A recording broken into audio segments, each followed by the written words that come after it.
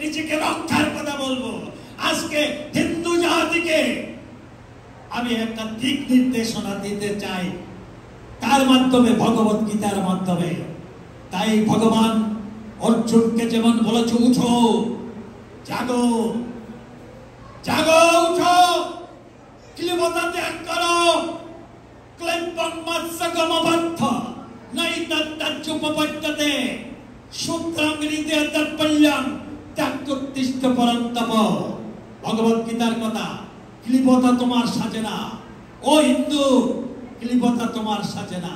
তাই আমি বলেছিলাম, এইচ মানে হচ্ছে হিন্দু, এইচ মানে হচ্ছে অনেস্টি, আই মানে হচ্ছে ইন্ট্রোস্পেকশন, আত্মসমীক্ষা যার আছে, এন মানে হচ্ছে নোবেল, যার মধ্যে মহত্ব আছে, ডি মানে হচ্ছে ডিউটিফুল, যিনি কর্তব্যপরায়ণ, সমাজের কর্তব্য পালন করেন, জাতির কর্তব্য পালন করেন, তিনি হিন্দু।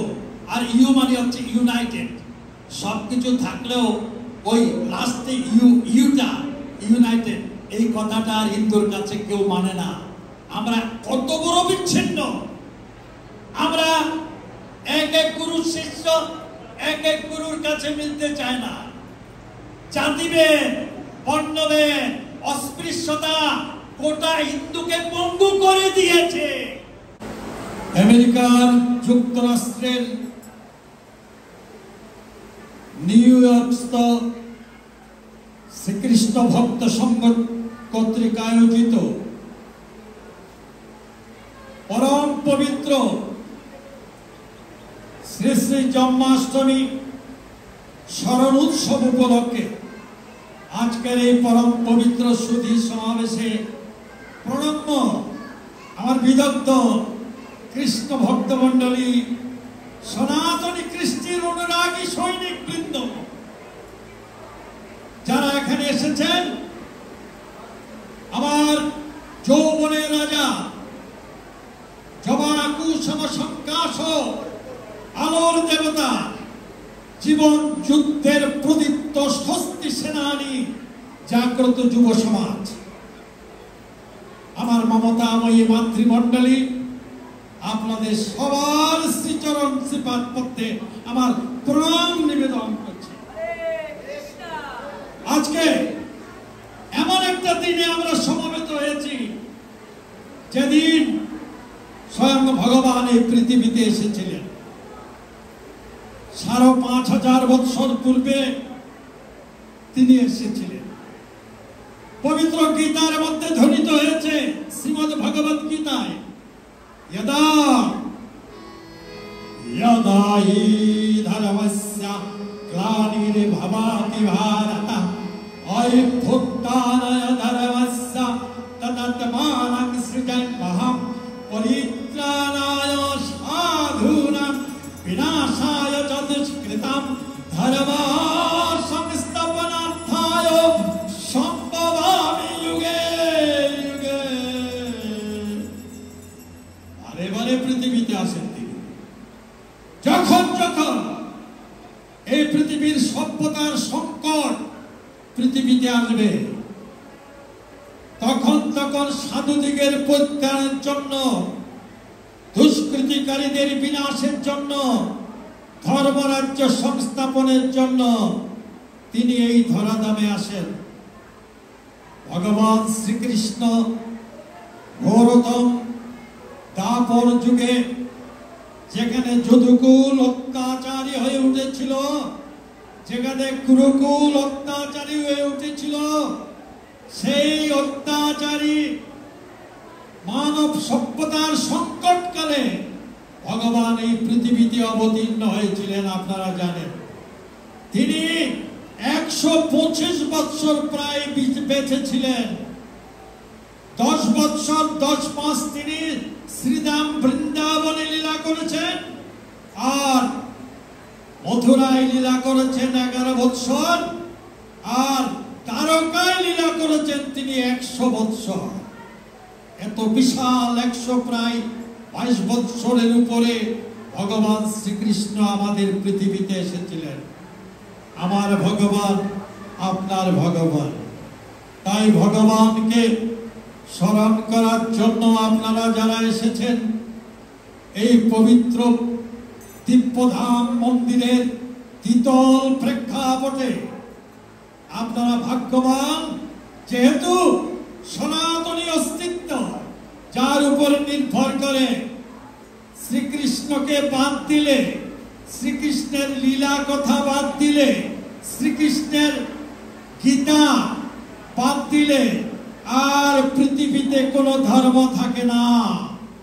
কারণ শ্রীকৃষ্ণ গীতা দিয়ে সারা পৃথিবীকে চমৎকৃত করেছেন। আমার কথা নয়, আপনাদের কথা আমি বলবো।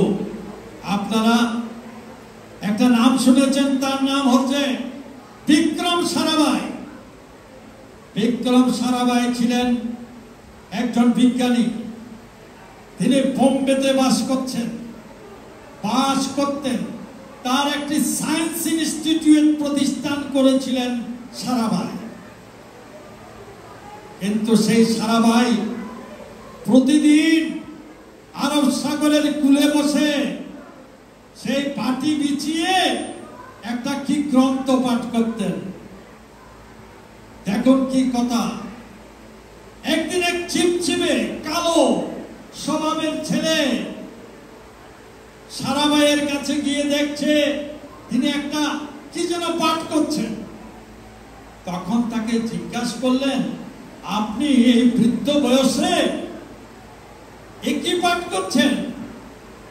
এত বিজ্ঞান যুগ পৃথিবীতে এসেছে, বিজ্ঞানের জয় জয়কার পৃথিবীতে ঘোষিত হচ্ছে, পারমাণবিক বোমার প্রতিযোগিতা চলছে, সভ্যতার সংকটে আর গোটা বিশ্ব দাঁড়িয়ে আছে। যে কোনো সময় পারমাণবিক যুদ্ধে নিপতিত হয়ে এই মানব সভ্যতা ধ্বংস হয়ে যাবে। আমরা জানি না কবে তা ঘটতে পারে। আর আপনি একটা গ্রন্থ বলছেন, এই গ্রন্থে কি পাচ্ছেন আপনি? সেই গ্রন্থটা কি জানেন? ভগবত গীতা। কে বলছে?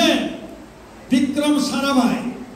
তো বিক্রম সারাভাই যখন পাঠ করতে করতে দেখলো একটা চিপচিপে কালো স্বভাবের লোক তাকে তিরস্কার করছে গ্রন্থ পড়ার জন্য, তখন তিনি বললেন কি, এই অবস্থার মধ্যে দাঁড়িয়ে বিক্রম সারাভাই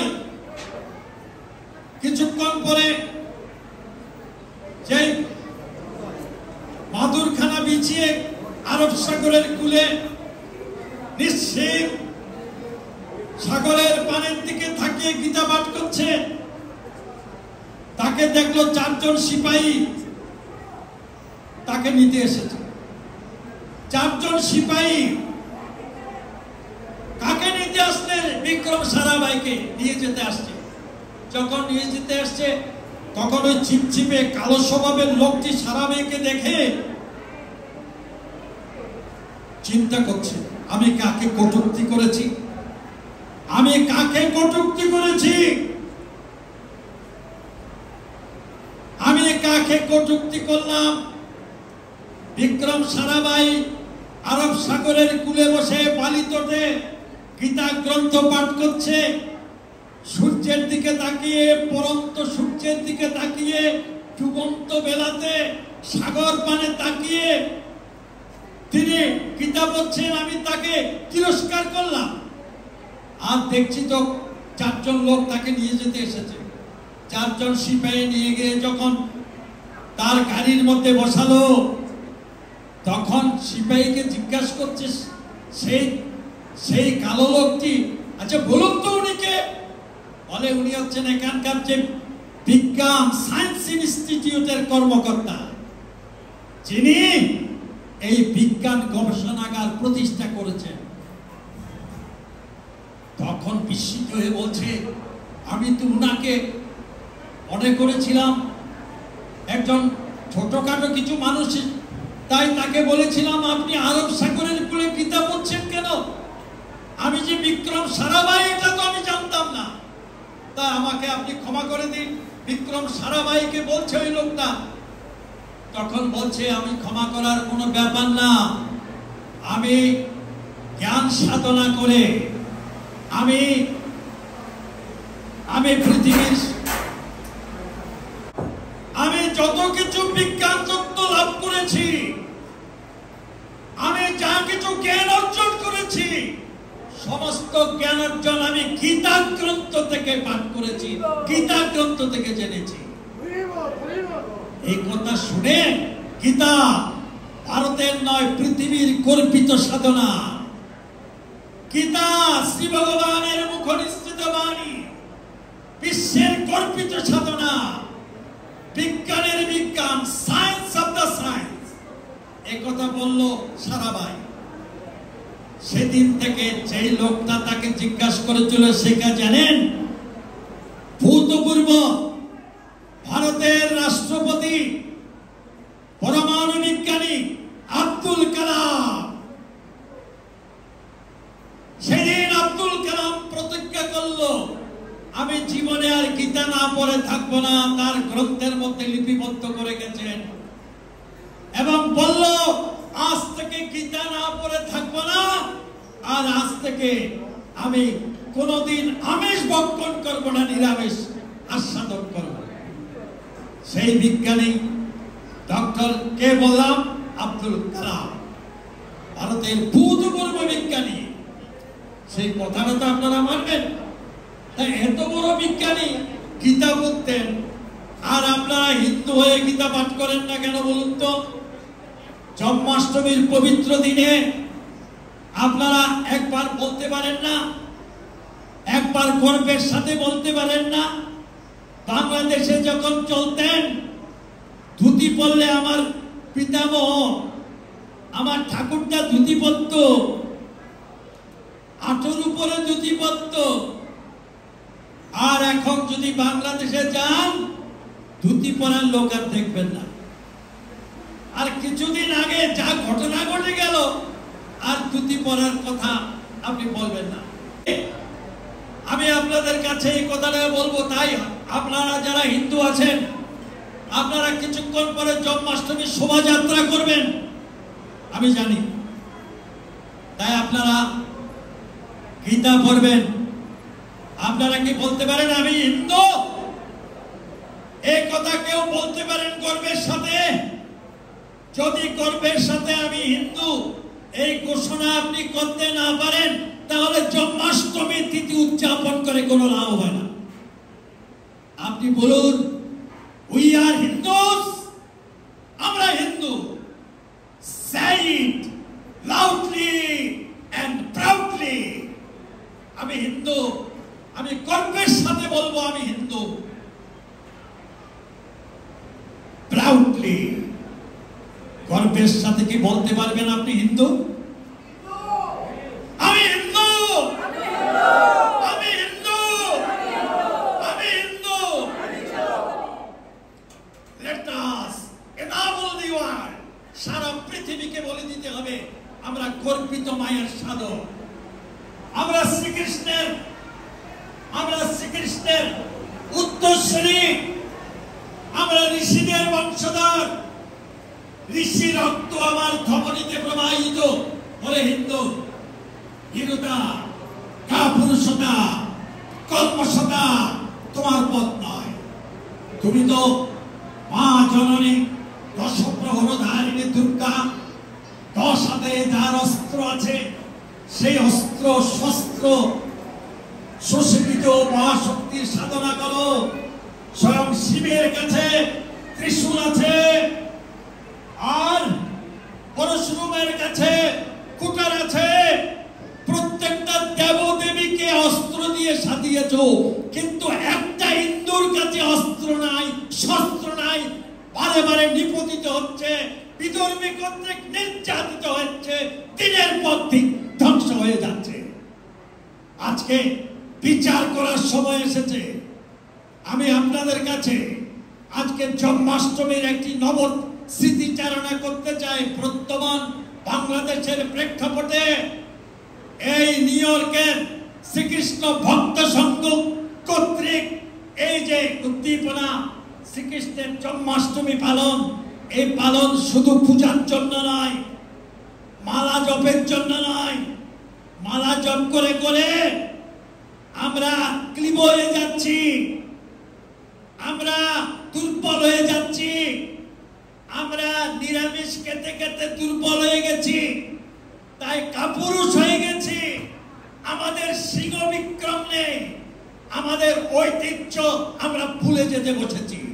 তাই ভুলিও না, তোমার ধর্ম সর্বত্যাগী উমা, তোমার ধর্ম স্বামী বিবেকানন্দ, তোমার ধর্ম শ্রী অরবিন্দ, তোমার ধর্ম সিংহনাদকারী ভগবান শ্রীকৃষ্ণ।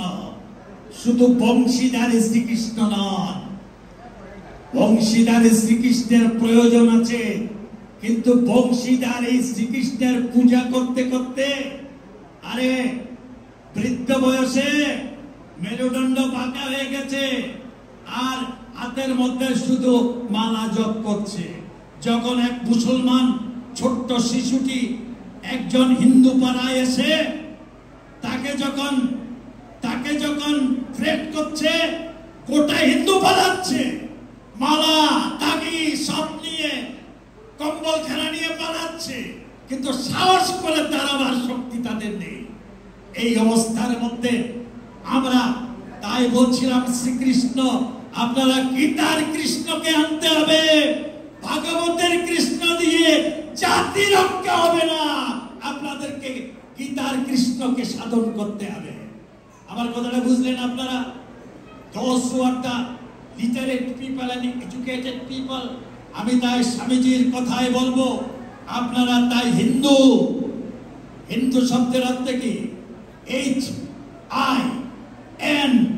HINDU, এই পাঁচটা শব্দে হিন্দু হয়। অ্যাপ্রিসিয়েশনটা কি বুঝুন মায়েরা, আমার কথাটা শুনবেন, আমার কথাটা শুনবেন। এই শব্দের অর্থ হচ্ছে অনেস্টি। একজন হিন্দু অসৎ হয় না, একজন হিন্দু সাম্প্রদায়িক হয় না, একজন হিন্দু কোনদিন বলে না পরধর্মকে আঘাত করো, পীড়ন করো, পরপীড়ন করো, একথা হিন্দু দর্শনের কথাও নাই। কিন্তু অন্যান্য ধর্মের মধ্যে আছে কিনা আমি জানি না, আমি অসাম্প্রদায়িক চেতনায় বিশ্বাসী, কিন্তু আমার ধর্মকে বিপন্ন করবে এই অসাম্প্রদায়িকতা দিয়ে আমার কোনো লাভ হবে না। তাই ভগবান গীতার মধ্যে বলেছে, স্বধর্মে নিধনং শ্রেয়, পরধর্ম ভয়াবহ। কথাটা মনে আছে? আমি গীতার শ্লোকটাকে আনছি, স্বধর্মে নিধনং শ্রেয়, নিজের ধর্মে থেকে যদি তুমি মৃত্যুবরণ করো তবু শ্রেয়।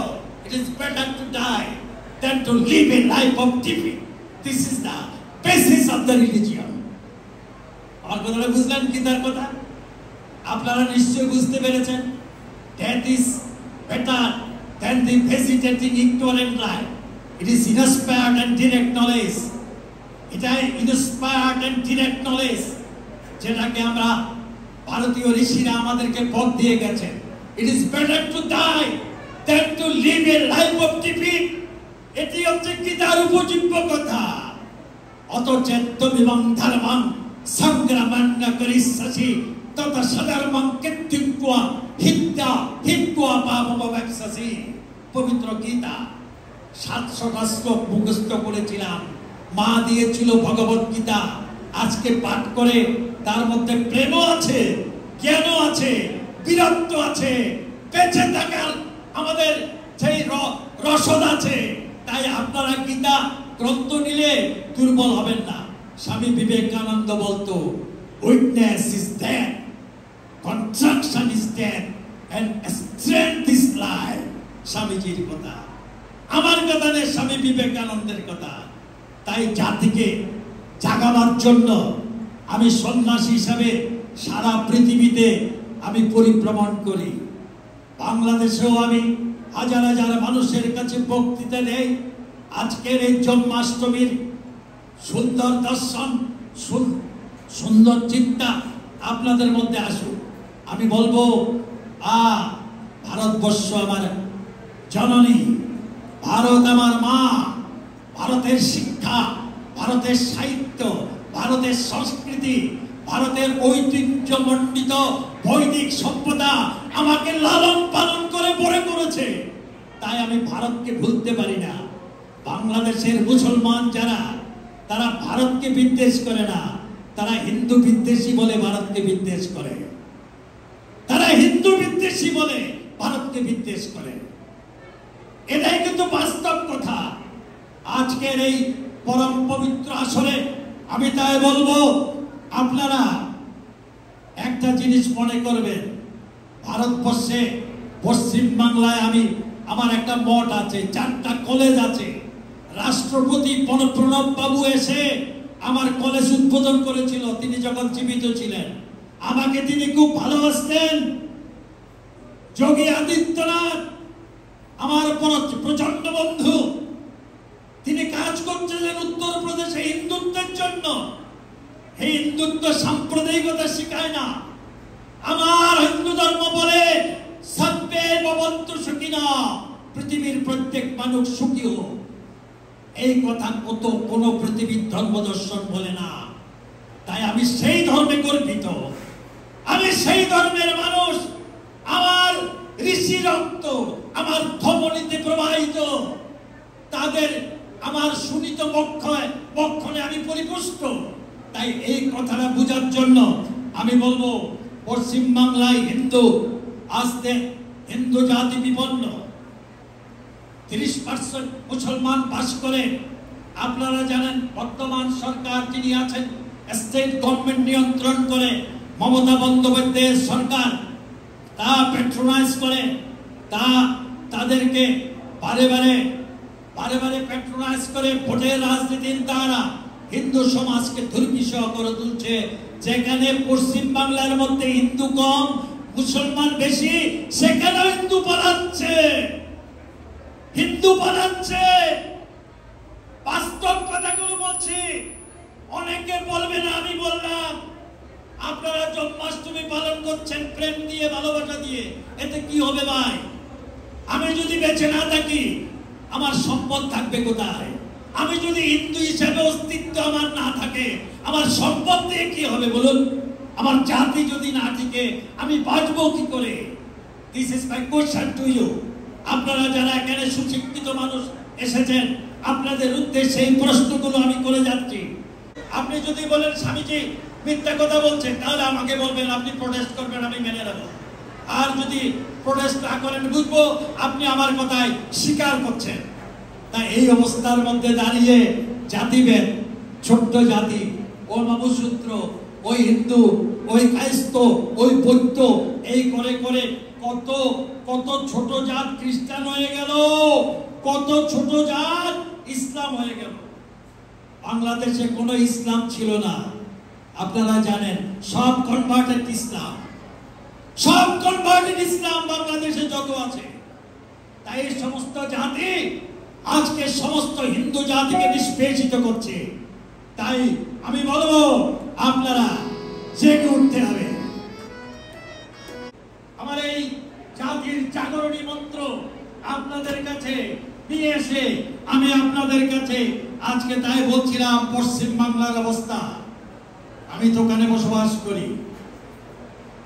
আপনারা জানেন বাংলাদেশের হিন্দু, নিপীড়িত হিন্দু, অত্যাচারিত হিন্দু, আপনারা জানেন নিগৃহীত হিন্দু, যার মা বোন অবলুণ্ঠিত হচ্ছে, সম্পদ নিগৃহীত হচ্ছে, পরলুণ্ঠন করে নিয়ে যাচ্ছে, মৌলবাদী সমাজ ব্যবস্থা বাংলাদেশে প্রবর্তিত হচ্ছে। আগামী দিনে তারা আবার ভারতের 7 সিস্টারও দখল করতে চায়, যাতে করে ভারতের সংহতি নষ্ট করার চেষ্টা করছে। এই কথাটা আপনারা সবাই জানেন। এই অবস্থার মধ্যে দাঁড়িয়ে আপনাদের করণীয় কর্তব্য রয়েছে। আজকের এই জন্মাষ্টমী তিথির প্রতিজ্ঞা, আমরা হিন্দু হব, আমরা দাসত্বের শৃঙ্খল থেকে মুক্ত হব, আমরা বাঁচবো, বাঁচার মতো করে বাঁচবো, মাথা উঁচু করে দাঁড়াবো। এই কথাটা সবার মধ্যে আপনারা ছড়িয়ে দেবেন। আপনাদের কাছে আমি তাই বলবো, ওই যে দাঁড়িয়ে নত শত শির মুখোশ হবে, প্রাণ মুখে লেখা শুধু শত শতাব্দীর বেদনার করুণ কাহিনী। আহা, স্বাধীনতা যুদ্ধে 70 সালে নিপীড়িত হয়েছিল হিন্দুর মা বোন লুণ্ঠিত হয়েছিল। নিয়েছিল, 1 কোটি হিন্দু বিতাড়িত হয়ে ভারতে আশ্রয় নিয়েছিল। তদানীন্তন প্রধানমন্ত্রী আমার মা জননী ইন্দিরা গান্ধী আমাদেরকে রক্ষা করেছিলেন। আবার স্বাধীন হলো। হিন্দু একবার ধ্বংস হয়ে গেল। 70-এ ধ্বংস হলো। আবার ইসলাম যখন রাষ্ট্র ধর্ম হলো, বাবরি মসজিদ ধ্বংস করলো আফগানির নেতৃত্বে। আপনারা জানেন তখনও নিপীড়িত হলো। গোপালগঞ্জের মানুষ মায়েরা লজ্জা নিবারণের জন্য তারা জলের ভিতরে গলা পর্যন্ত ডুবে বসে থাকতো। কি করে মুসলমানদের কাছ থেকে তাদের লজ্জার সম্ভ্রম তারা রক্ষা করবে? এই জন্য হাজার হাজার মানুষ, আপনাদের কথা বলি আমি, তাদের রিফিউজি হিসেবে তারা আমার জানা মতে অশোকনগরে রিফিউজি ক্যাম্প তৈরি করেছে। সেই লোকগুলো ওখানে আছে। তারপর আবার কিছুদিন যেতে না যেতে আবার এই অবস্থা দেখেছেন তো। আমি তাই কোন সরকারের পক্ষে বলছি না, আমি কোন সরকারের আওয়ামী লীগ সরকার ভালো করেছে তাও বলবো না, কারণ ভালো করেছে কেউ করেনি। বাংলাদেশে কোন হিন্দুকে কোন সরকারে যাবৎকালে তাদের নাগরিক অধিকার দেয়নি, এমনকি আওয়ামী লীগও দেয়নি। তারা আপনাদের কি বলবো, মুসলিম ধর্মকে প্যাট্রোনাইজ করতে গিয়ে প্রত্যেকটি ডিস্ট্রিক্টে আধুনিক মসজিদ করে দিয়েছে, কওমি মাদ্রাসা প্রতিষ্ঠা করেছে, রবীন্দ্রনাথকে বাদ দিয়েছে। আমাদের ঐতিহ্য, আমাদের ধর্ম, আমাদের কৃষ্টি সব ধ্বংস করে দিয়েছে। একবারও কি আপনাদের এগুলো মনে পড়ে না? বাস্তবকে স্বীকার কেন করছেন না? কেন বাস্তবতাকে, রিয়েলিটিকে স্বীকার করেন না? আমার এই প্রশ্ন আপনাদের কাছে। তাই আমি বলেছিলাম ভারতকে জাগাতে হবে, ভারতকে জাগাতে হবে। আগামী দিন আর একটা কথা বলছিলাম, হযরত মুহাম্মদ নাই কায়েদে আজম জিন্না বলেছিল, যখন ভারত স্বাধীন হয় ব্রিটিশ থেকে, তখন তো অখণ্ড ভারত ছিল। ছিল কিনা বলুন? অখণ্ড ভারত ছিল। অখণ্ড ভারত থাকার পরেও সেই কায়েদে আজম জিন্না বলেছিল পাকিস্তানের হিন্দুদের সাথে মুসলমানরা থাকতে পারবে না, হিন্দুদের কাছে মুসলমান নির্যাতিত হবে, নিপীড়িত হবে।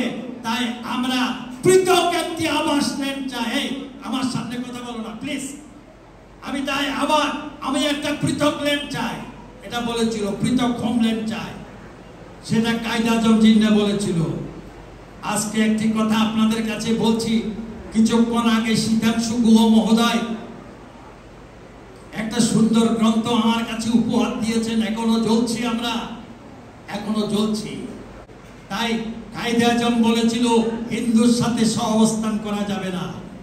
আজকে একটি কথা বলি, আজকে বাংলাদেশের মানুষ আমরা কি বলতে পারি আমরা মুসলমানের সাথে সহাবস্থান করতে পারি না? ঠিক কিনা বলুন? কথাটা ঠিক কিনা? তাহলে মুসলমানের সাথে যদি সহাবস্থান করতে না পারি, আমাদের কি করতে হবে? আমাদের ভারতের সাথে মিশে 7 সিস্টার দখল করার চেষ্টা করছে, ভারতকে খণ্ড বিখণ্ডিত করার কথা ভাবছে। বর্তমান সরকার যে আছে, ডক্টর ইউনূসের সরকার, মৌলবাদী সরকার, জামাতের সরকার। কিন্তু একটি কথা আপনাদেরকে বলি, ওটা সার্থক হবে না। আমরাও হিন্দুদের জন্য ভারতে যাব না, বাংলাদেশ থেকে একটা পৃথক স্বাধীন হিন্দু রাষ্ট্র আমরা কামনা করি। এটি আমাদের একমাত্র কাজ। এটাকে আপনারা সাপোর্ট করেন? যদি সাপোর্ট করেন তাহলে আমি বলবো আপনারা প্রকৃত হিন্দু হলেন। আমার জন্মাষ্টমী করে সার্থক হলো। আজকের দিনে এই জন্মাষ্টমী সার্থক সুফলপ্রসূ হলো। আমি এই কথাটা, আমরা আর কিছু পারি না পারি, আপনাদেরকে একটি কথা বলে গেলাম। আপনারা জানেন ফেনী ব্রিজ দেখেছেন? ফেনী ব্রিজ থেকে চট্টগ্রাম থেকে পার্বত্য চট্টগ্রাম মিলে একটা দ্বিখণ্ডিত বাংলাদেশ যদি হয়ে যায়, ঠিক কিনা? অরুণাচল, মেঘালয়, আগরতলা, ত্রিপুরা, মণিপুর, এই সব একটা যদি হিন্দু রাষ্ট্র ভারতের সাথে এক হয়ে যায়, আমরা হিন্দুস্তানে বাস করলাম, এটি আমাদের একমাত্র পরিকল্পনা। এই পরিকল্পনার মাপকাঠিতে যারা সৈনিক, যারা হিন্দু, তাদেরকে প্রয়োজন বসে এই উপযুক্তভাবে তৈরি করতে হবে ভারত সরকারের প্রধানতায়, তবে হবে জন্মাষ্টমী শ্রীকৃষ্ণ ভজনার সার্থক কথা। এই সার্থক কথা আপনাদের কাছে এই কথা বলে আপনারা এইভাবে সবাই সুন্দরভাবে চলতে থাকুন, তাহলে জীবন সুন্দর হবে।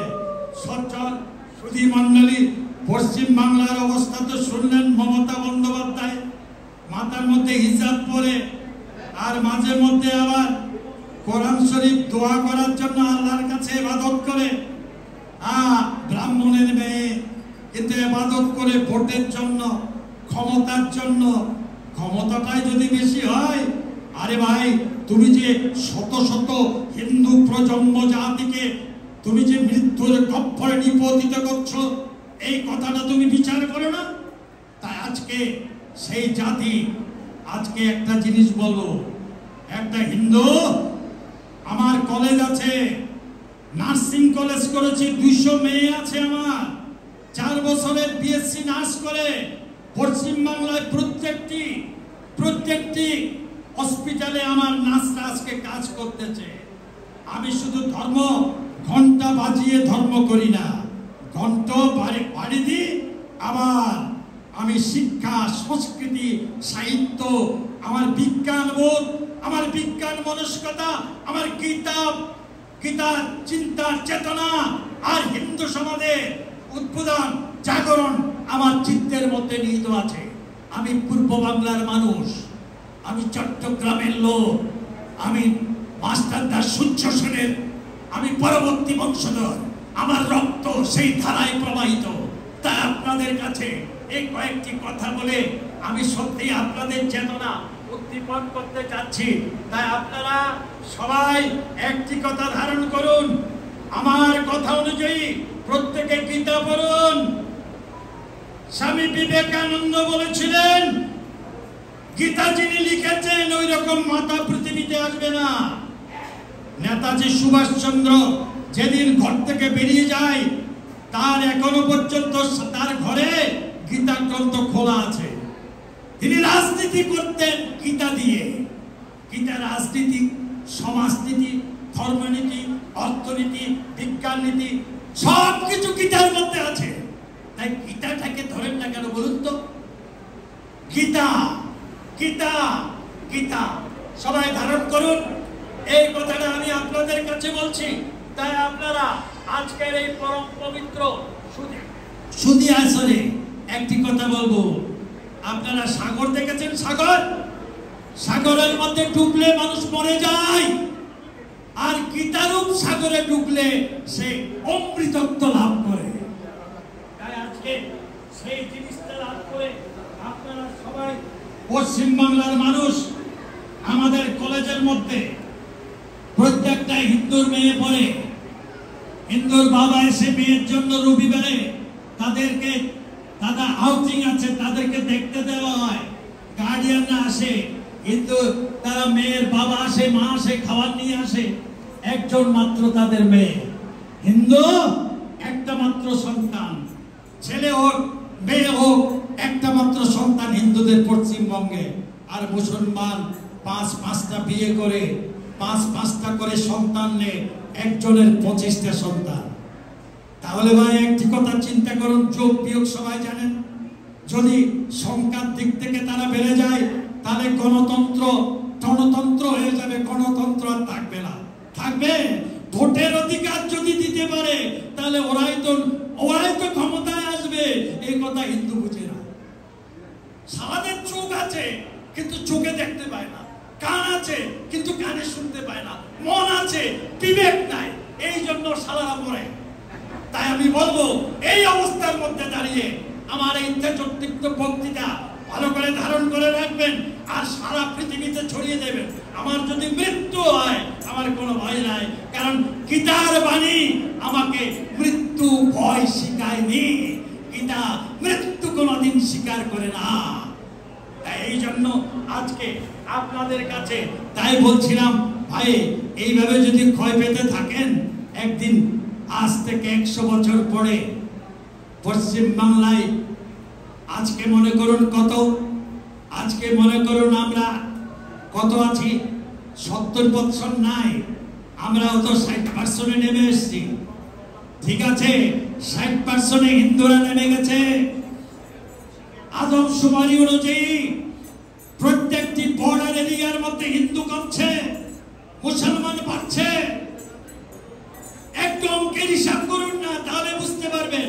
সেই করতে করতে যদি 100 বছর চলে যায়, 100 বছর পরে হিন্দু আর থাকবে না। ঠিক আছে, হিন্দু আর থাকবে না। আমি হিন্দু এই গর্বিত কথা আর কেউ বলবে না। বিবেকানন্দর কণ্ঠ বন্ধ হয়ে যাবে, বিবেকানন্দ সরস্বতীর কণ্ঠ আরুদ্ধ হয়ে যাবে। কেউ বলবে না we are Hindus, we are Hindus, we are Hindus, এ কথা কেউ বলবে না। তবে কি হবে, ওই যে মুসলমান সরকার যারা আসবে, একটা বড় জাদুঘর তৈরি করবে, মিউজিয়াম তৈরি করবে। ওই মিউজিয়ামের মধ্যে 2-4টা হিন্দু ধুতি পরা, তাদেরকে লাঠি ধরা লোককে রাখবে। আর আমার বংশধর আমাকে নিয়ে, আমার নাতি আমাকে বলবে, দেখো বাবা, আমাদের ঐতিহ্য ছিল, আমাদের বংশ মর্যাদা ছিল, আমাদের গীতার গৌরব ছিল, আমাদের মহাপুরুষ ছিল, আমাদের তেজোদ্দীপ্ত, আমাদের সাহসিকতা ছিল, আমাদের বীর্য বৈভবতা ছিল। কিন্তু আমাদের ঐক্যের অভাবে আমরা আজকে মিউজিয়ামের মধ্যে শোভা পাচ্ছি। এই কথা আপনারা কি দেখতে চান? এই কথা কি দেখতে চান? কয়েকজন হিন্দু মিউজিয়ামে থাকবে, এই কথা কি ভাবতেও আপনাদের ভিতরে বিস্ময় লাগে না? তাই বলবো, আপনারা সবাই এই বোধ জাগ্রত করে আপনাদের ভেতরে সেই সুন্দর ধারণাকে পরিপুষ্ট করেন। এই বিল্ডিংটা কি দিয়ে তৈরি হয়েছে? কি দিয়ে তৈরি হয়েছে বিল্ডিংটা? লোহা দিয়ে তৈরি হয়েছে। লোহা, লোহা আছে না? এটা লোহা আছে তো? লোহা দিয়ে তৈরি হয়েছে। লোহা আছে, যদিও কাঠ টাট আছে, কিন্তু লোহা তো আছে। স্ট্রাকচার তো লোহার আছে। সেই লোহা, লোহা খুব শক্তিশালী। আপনারা জানেন সবচাইতে শক্তিশালী ধাতু হচ্ছে লোহা। আচ্ছা, লোহার থেকে শক্তিশালী কি বলুন তো? লোহার থেকে শক্তিশালী যে লোহাকে পুড়িয়ে দিতে পারে তার নাম কি?